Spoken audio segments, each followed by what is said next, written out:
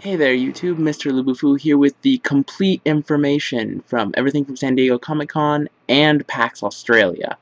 A lot of big things happened, so if you're not aware of what's happened, well, you missed out on a few things. So let's catch you up on what's happened. So every year at Comic-Con there's a major magic panel. So last year they announced a lot of cool things from Return to Ravnica block. They didn't actually formally announce shocks at the time, but they announced a lot of cool other things, including the drafting format and everything else. But let's just hop in. So, first thing, they spoiled a lot about Theros.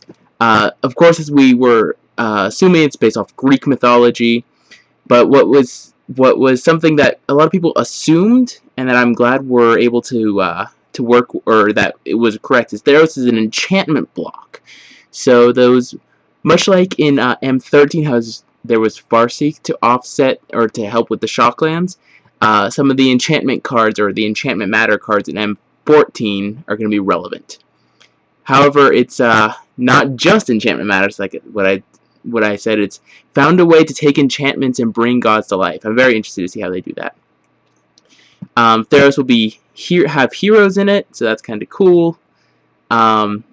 And it seems like they did a lot of research, like this whole idea of hero's journey. One of the things that I focused in my English courses, at least specifically I chose to, was on the hero's journey and specifically Greek, a lot of Greek stuff myself. So there's lots of cool things to do. Monsters, so it's going to be heroes and monsters. It's going to be all sorts of cool stuff. It says, if you like Minotaurs, the set is for you. So pick up your didgeridoos if you haven't already. They sort of spoiled a mythic Hydra, Pokranos World Eater, which if you check it out, it actually shows up. I'm going to explain all of these other arts, don't worry. So, Pokranos World Eater, they spoiled as a 4-mana Hydra, legendary Hydra. So, I think the legendary things are also going to be important, what with the change of the legendary rules. So there's 5 gods that adhere to the color wheel: Helios, Erebos, Nylea, and then in PAX Australia, they said Thassa, I'm assuming is blue. So they spoiled 4 of the 5. There are 3 new mechanics, 1 for heroes, monsters, and gods. There are 5 total mechanics at Theros, and there's something people have been asking for, so I'm curious to see what they do with that. There are 3 planeswalkers. 1 is Elspeth and 2 new ones in Theros, so, you know, a 3 planeswalker set's always awesome. More Gorgons and Hydras, so, you know, if you like the 2 or 3 Gorgons, including Vraska in Return to Ravnica block, you'll be happy with more of them. I like how they say there's a handful of gold cards, but not a gold set, so it's making sure that it's not just another Return to Ravnica feel-wise. There is a future shifted card in Theros, so there's all sorts of things that could happen. Lots of people are speculating on it. Maybe it's Daybreak Coronet. Maybe it's the Morph. Maybe it's more. I don't think it's Morph, personally. So it's a typical draft format with large, small, small, Theros, then Born of the Gods, then Journeying to Nyx, but we already knew the titles for all of them. The story is kind of interesting. It's again about Elspeth. She doesn't want to be a hero, but, you know, stuff happens. The fact that they say gods can take multiple forms and walk among mortals. Oh, wouldn't Morph be sick there? Gods live in Nyx. 3 major walled cities, Meletis, Akris, and Centessa. And Theros is very dangerous outside the cities, but this is a typical sort of thing. Elspeth fights a Hydra and has a beautiful art, which I'll show you. So for pre-release, they're bringing back the pre-release packs, but what's going to happen is you're going to get a heroes pack for Theros that continues through the whole block. So you get a hero cards in your pre-release packs that are like vanguards if you played on Magic Online. They're like avatar sort of things that do additional effects. Hero cards don't have magic backs and don't go into the deck, so that's cool. I don't think they're going to be in standard at all. I think it's just for the pre-release. Quest 1 is choose a path. So you pick your Vanguard, and the second step is that release weekend you get a second one, and then you fight a Hydra, which is, I think, either another player or like an automatic sort of thing. So here's some of the Vanguard hero that they see. So we've got the Protector, which is my favorite, actually. Tap to prevent 1 damage to be dealt to target creature or player. That effect is actually quite big. I like it a lot. Also, the fact that it costs 0 mana is important. Philosopher, 2 tap to tap target creature, so a tapper. The Avenger, target creature gains Death Touch. This is actually my least favorite of them. The Warrior, target creature control gains Haste. This is my second favorite. In case you haven't noticed, the ones that I like that don't require mana. We've got the Hunter, target creature gets +1/+1. This one's my third favorite, also quite powerful.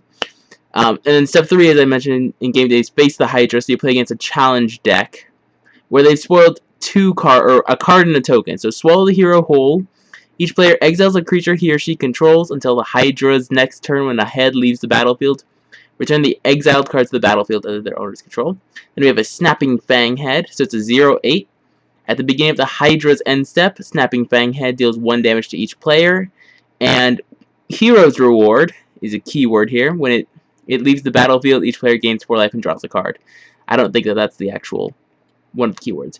But also cool things, cards from Theros without, they spoiled one without text, but with a new card frame. So I think this is like the God, I feel like Yu-Gi-Oh saying this, but the God cards, you see this sort of starry outside, with some of the art they spoiled that really looks godlike.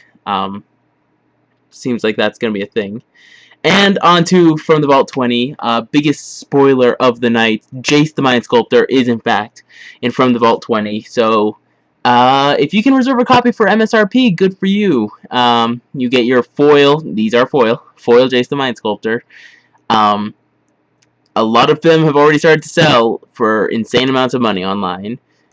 There's also been spoiled Gilded Lotus, Impulse, a Chroma's Vengeance with alternate art that I think is quite gorgeous, Hymn to Turok with the art that they had in the cube, which I really like, Ink Eyes, Servant of Oni, and at PAX Australia they spoiled that Cruel Ultimatum and Venser Shaper Savant are in it. I'm glad they put in Cruel Ultimatum, what with the whole Gabriel and the Sea called shot sort of thing. Like that was a classic moment in Magic history. I'm glad they included it. Then they mentioned the dual decks Heroes vs. Monsters. So we have Sun Titan with altered art, which looks sick. Looks giant Spartan. And then Commander, there will be a new Commander product as well on November 1st. 5 new decks, 15 new cards in each deck, 51 total new cards. I wonder how many of these will have legacy implications. 3-color shard decks, so we're going to see Grixis, all of the shards from Alara block, which I'm looking forward to. So the Grixis one is Jalava Nephalia Scourge, so it's a 4-mana 1/3 flyer. When it enters the battlefield, each player exiles the top X cards, where X is the amount of mana spent to cast it. So if the reason it seems awkward is because every time it dies, or you can put it in the command zone and then recast it for extra mana, so that's why it's relevant.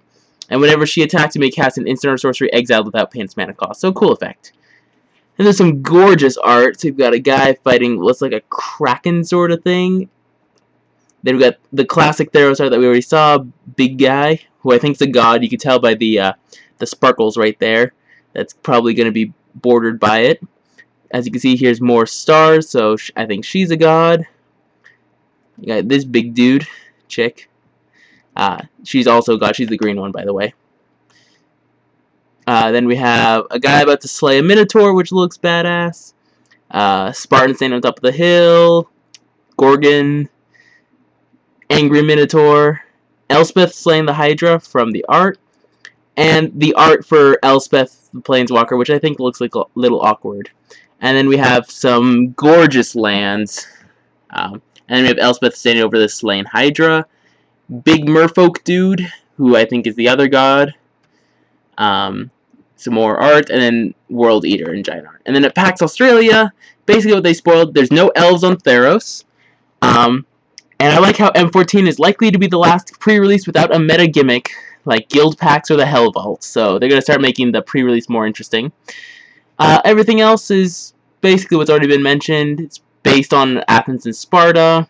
Nyx is in the night sky, home of its gods. A lot of cool stuff. If you want to read this, I'll put links down below in the description. I tried to keep this as short and condensed as possible. Thank you all for watching. Rate, comment, subscribe.